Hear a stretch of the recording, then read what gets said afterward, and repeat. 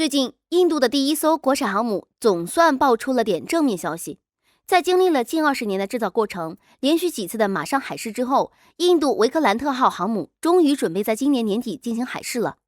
就在印度人兴奋之际，印度媒体更是爆出了一个大消息。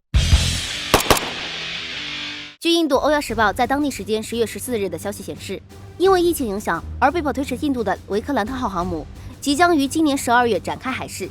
而在此时刻，印度海军却高调表示，为了确保对竞争对手的海上力量对决优势，印度海军总体战略围绕航母战斗群展开。为此，印度必须尽快拥有3艘航母，这样印度海军就可以至少有2艘执行作战任务，1艘保持训练状态。而报道中还提到，印度海军上将卡兰比尔辛格在接受采访时表示，印度海军一直在申请建造计划，但是却一直被新德里方面拒绝。国防部的拉瓦特将军甚至直接告诉海军，新德里在短期内都不会批准建造第3艘航母的计划，这让印度海军感到十分震惊和失望。有消息人士认为，印度新德里拒绝了海军的方案，其实说白了还是钱的问题。在当前局势下，新德里一方面需要为高原对峙地区的后勤支付高昂代价，另一方面又必须尽可能恢复当前接近崩盘的经济，这让新德里十分被动。而且，印度海军要求的第3艘航母本身也成本过高。1艘6.5万吨的航母是印度此前从未建造过的，海军还要求采用弹射起飞方式，但印度哪里来的这个技术？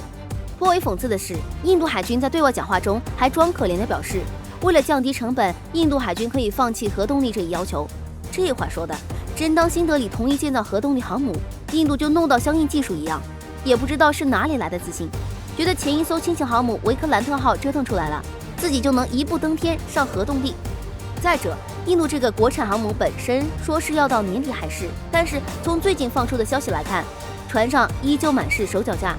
也不知道是不是印度海军眼中航母海试就是把航母放在海上测试是不是会沉。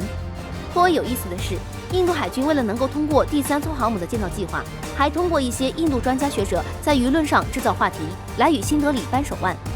有消息认为，新德里仅只看到了建造航空母舰的高昂成本，却忽视了在整个建造过程中给印度整体产业链带来的好处。虽然是大笔资金投入，但是这些资金会以很多种方式回到印度国内经济中，还带动了就业和创新机遇，给印度制造业是一个宝贵财富。造航母也不是一次性投入，可以分摊到10年时间里，这笔投资很值得。而且印度建造航母还能强化自身国防建设，维护国家安全。因此，新德里拒绝这样的建议是令人费解的。